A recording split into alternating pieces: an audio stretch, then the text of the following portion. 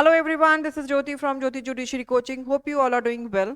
और आज हम इस वीडियो में कुछ नया सीखेंगे। ठीक है, तो हमारा जो एग्जिस्टिंग लॉ है, क्रिमिनल लॉ है, वो है सीआरपीसी, क्रिमिनल प्रोसीजर कोड।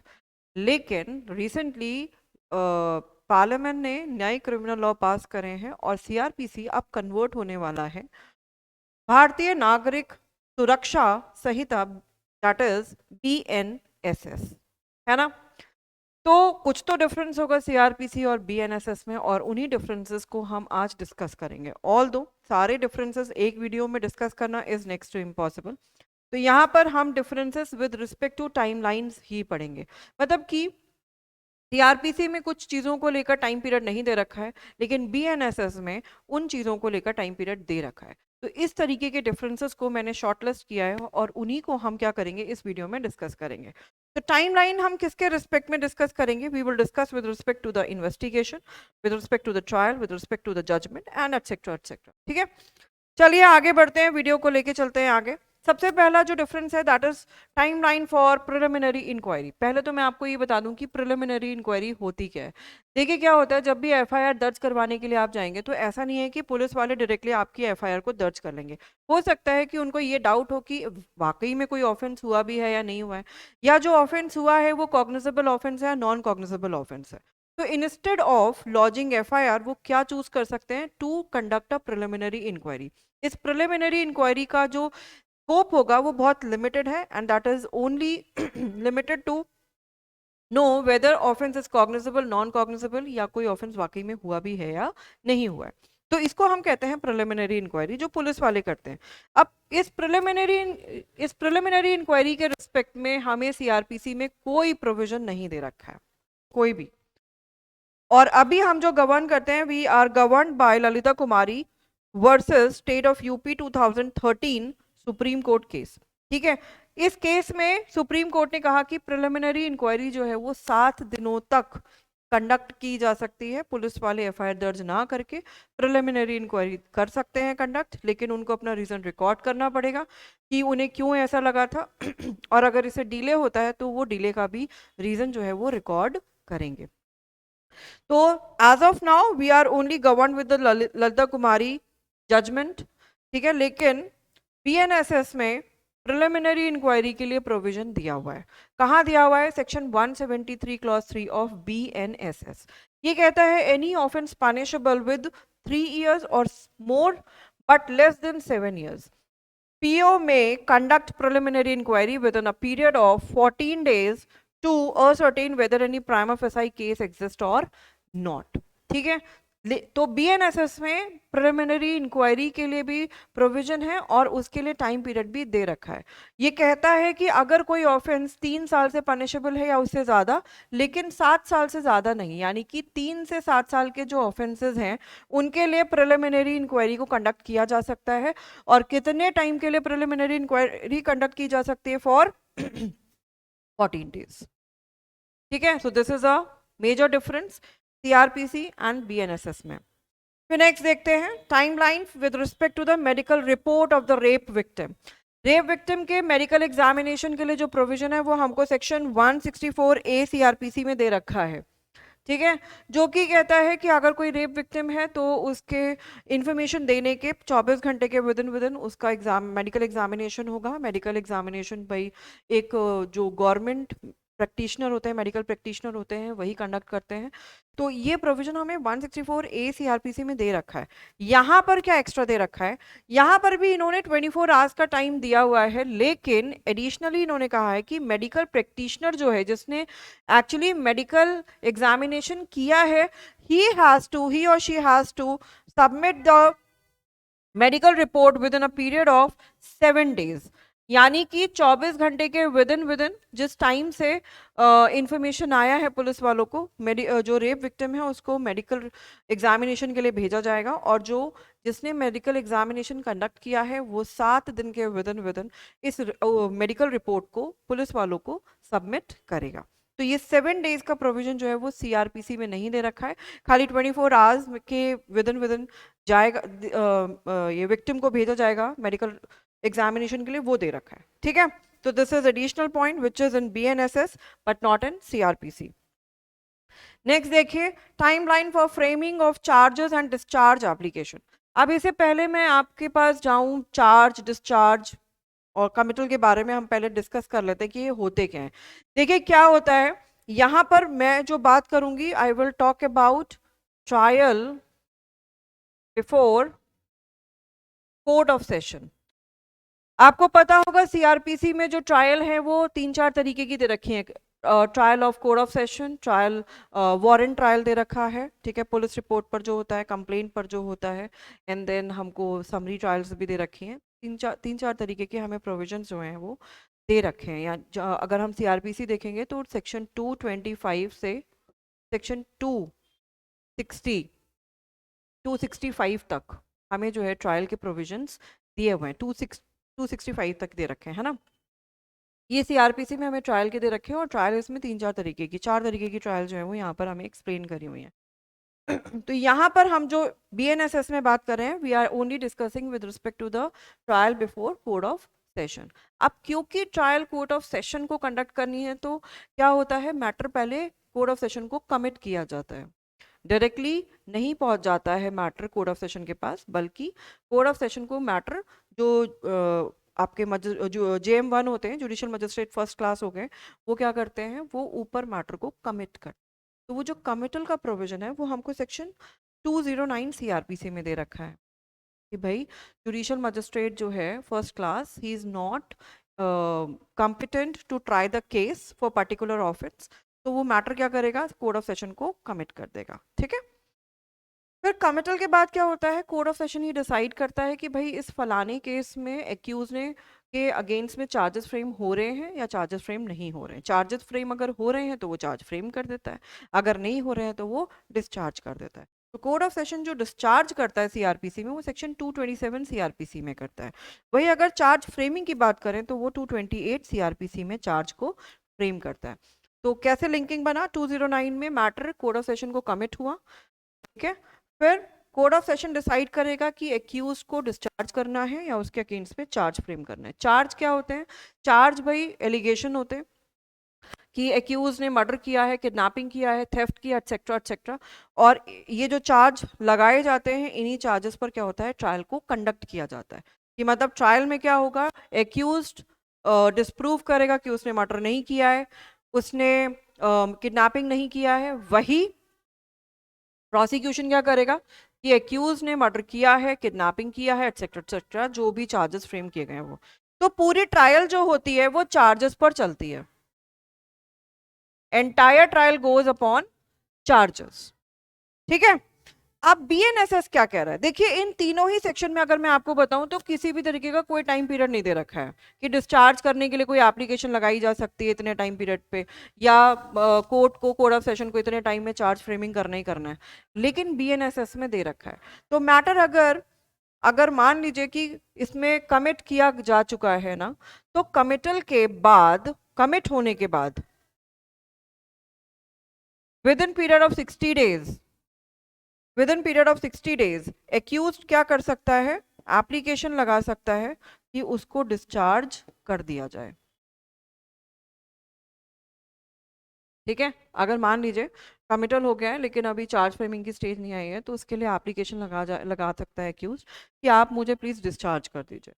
वही वही मैटर अगर मान लीजिए कि चार्ज फ्रेमिंग पर, मतलब जब भी बात हुई है ना आपकी, ये देखिए, court of session shall frame charge within a period of 60 days from the date of first hearing of the charge. तो ऐसा कोई टाइम पीरियड हमें सीआरपीसी में नहीं दे रखा है। सीआरपीसी में 228 में दे रखा है भाई, अगर डिस्चार्ज नहीं हुआ है तो फिर चार्ज फ्रेमिंग होगी, ठीक है, कोड ऑफ सेशन करेगा। लेकिन यहाँ पर ये कह रहे हैं कि भाई 60 डेज के within court of session क्या करेगा, चार्ज को फ्रेम करेगा, ठीक है। तो मैटर कमिट हुआ, कमिट होने के बाद वो कह रहे हैं कि जब भी चार्ज फ्रेमिंग पर डिस्कशन होगा तो उसके विद इन 60 डेज के अंदर अंदर चार्ज, ये है ना, first hearing of the charge, charge की जो फर्स्ट हियरिंग होगी उसके 60 डेज के विद इन चार्ज को फ्रेम कर दिया जाएगा। और जब मैटर जो है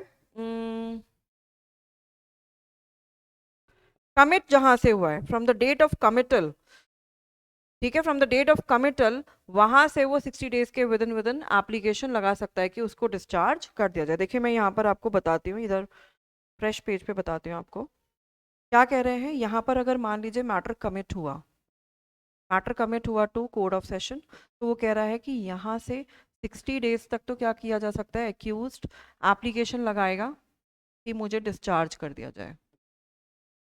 ठीक है, और वही जब यहाँ पे मैटर कमिट हो गया और उसके बाद लेट सपोज यहाँ से चार्ज फ्रेमिंग की फर्स्ट हियरिंग हुई है, तो वो कह रहे हैं यहाँ के विद इन 60 डेज के अंदर अंदर कोड ऑफ सेशन को क्या करना पड़ेगा, चार्ज को फ्रेम करना पड़ेगा।